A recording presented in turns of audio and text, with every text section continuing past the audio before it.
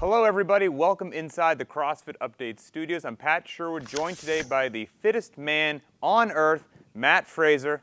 Matt, thanks for stopping by. Thanks for having me. So myself included, and probably most of the audience, the last time that we saw you was during the 17.3 live open announcement. And I must admit, I heard Dave Castro say the workout. I had to hear it a couple times. There's time windows you need to hit. Every 3 rounds, reps are changing, loadings are changing. I watched you guys do it.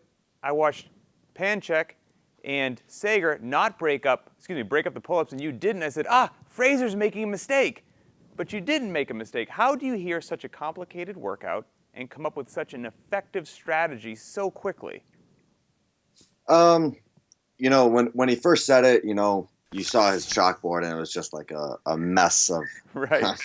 trying to explain it. And then like once you saw like the score sheet, you kind of figure out the pattern and see how it all goes. I mean, every round is 12 reps. Chest to bar go up 1, snatches go down 1. So there's a pattern to it. There's a reason behind the madness, but just kind of looking back, like okay, like I know what I'm capable of. I know I have a good idea how to break it up, but it is short notice, so there are mistakes made that looking back on it, you kind of watch footage and you're like, man, what was I thinking? But it is what it is.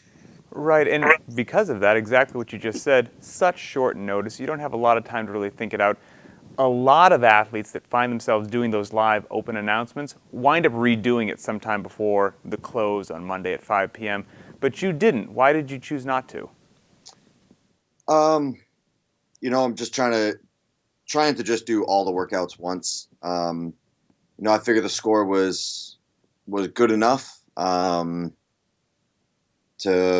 get me to where I need to be. What my end goal is just to be in the top couple spots of regionals. I thought it was just good practice. Going into a workout knowing that you're going to retest it. For me, it doesn't work out so well usually. I usually sandbag it a little bit, knowing like, oh, I'm going to redo it anyways. Who cares? I kind of like the short notice. We've had that at the games of finding out the workout and doing it immediately. Sure. So kind of use it as practice.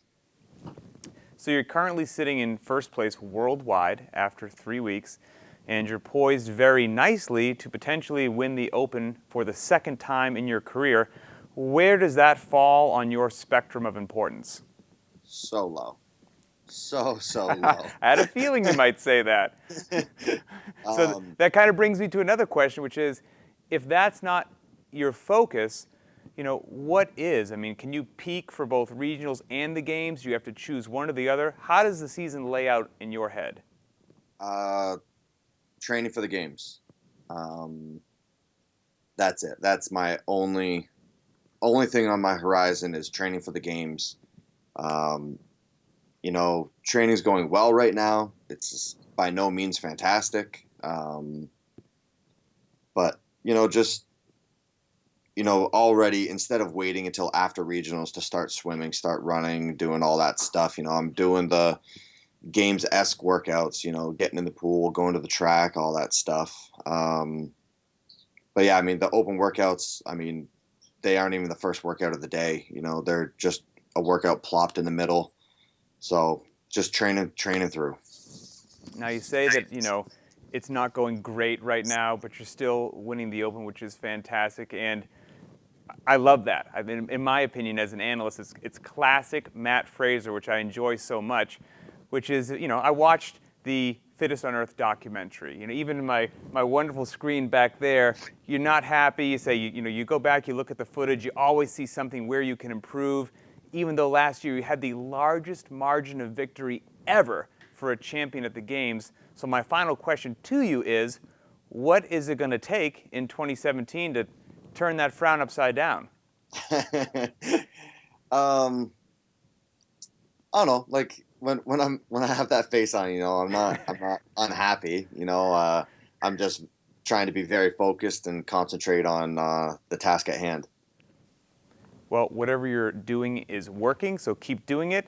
I wish you nothing but the best for the rest of 2017. Thanks for your time, Matt. Thanks for having me. If you want to stay up to date as Mat Fraser potentially is en route to win the Open for the second time, make sure you stay tuned right here to games.crossfit.com.